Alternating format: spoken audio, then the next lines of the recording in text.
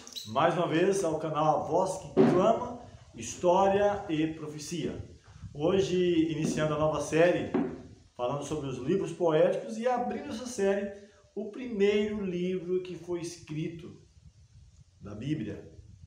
E por incrível que pareça, não é o livro de Gênesis, é o livro de Jó. Estudiosos concordam de que esse livro tenha sido o primeiro a ser escrito, e não foi escrito por Jó, foi escrito por Moisés. Isso quando ele se encontrava entre os medianitas, naquela fuga, quando ele sai do Egito, e repensando, recomeçando, quem sabe, a sua vida ali a pastorear ovelhas por cerca de 40 anos, quando ele é chamado de volta. Nesse período ele escreve esse livro. E ele começa com um pensamento bem interessante. Vamos comigo, o livro de Jó. Esse livro provavelmente tenha sido escrito no segundo milênio antes de Cristo. Alguns situam ali aproximadamente 1500 anos antes de Cristo, quando Moisés escreve esse livro. E ele começa falando sobre a virtude e riqueza de Jó. Percebe que o primeiro ponto que é destacado é a virtude, não a riqueza.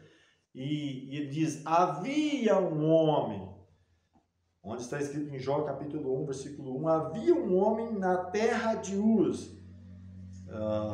Alguns dizem que essa terra de Uz é a mesma que a terra de Edom, Edomitas, cujo nome era Jó. Então, provavelmente Jó não fosse descendente do povo de Israel, ele não faz parte do povo, vamos dizer assim, literalmente falando, do sangue, mas é destacado que ele era um homem íntegro. Primeira parte, Deus quer realmente que sejamos íntegros, integrais, um homem completo. Íntegro, ele era reto, temente a Deus e que se desviava do mal. Percebe quantas virtudes? E o Senhor deseja que eu e você também tenhamos isso. Falar que sabe a meu respeito, a seu respeito. Olha, este meu filho, ele é íntegro, ele é reto, ele é temente a Deus e ele se desvia do mal. Na sequência, no versículo 2, diz que nasceram-lhe 7 filhos e 3 filhas. Verso 3 diz que possuía 7.000 ovelhas, 3.000 camelos, 500 juntas de bois e 500 jumentas. E era também muito numeroso o pessoal a seu serviço, de maneira que este homem era o maior de todos os do Oriente. Vamos verificar na ordem aqui, daquilo que o Senhor destaca, daquilo que é mais interessante aos seus olhos. Primeiramente, ele diz que ele era um homem íntegro, reto, temente a Deus, desviava do mal. Aquilo que faz parte da vida de Jó, daquilo que o Senhor quer que faça parte da sua e da minha vida. Íntegro, reto, temente a Deus e que se desvia do mal. Segundo ponto, ele fala sobre os filhos. 7 filhos e 3 filhas. E até destaca de que elas eram muito bonitas, lindas, as filhas de Jó. O terceiro ponto é que ele vai destacar as suas posses, os seus bens.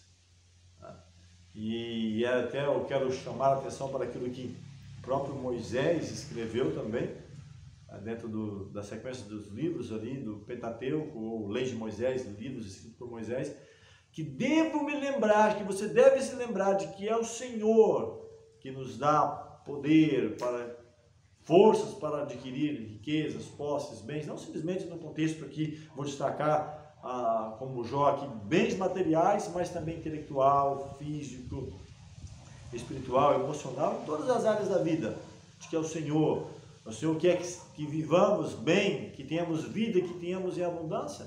Até na carta, a terceira carta diz que quer que estejamos bem, que tenhamos saúde, sejamos bem, assim como vai bem a nossa alma, a nossa vida espiritual. Todos os aspectos físico, mental, emocional e espiritual. Na sequência aqui ele diz ainda que, no versículo 4, seus filhos iam às casas uns dos outros, faziam banquetes, cada um por sua vez, e mandavam convidar as suas 3 irmãs a comerem e a beberem com eles. Diz que decorrido o turno de dias de seus banquetes, chamava Jó, eles faziam ali as suas festas, os banquetes, comemorando, quem sabe, o dia do seu nascimento, seu aniversário. Ele chamava os seus filhos e os santificava, levantava de madrugada e oferecia holocausto segundo o número de cada um deles, pois dizia: talvez tenham pecado os meus filhos e blasfemado contra Deus em seu coração. Assim o fazia Jó continuamente. Então quero parar por aqui. Simplesmente essa parte inicial, né, do livro de Jó, esses seis primeiros versos, onde descreve a sua integridade, os seus filhos, as suas posses.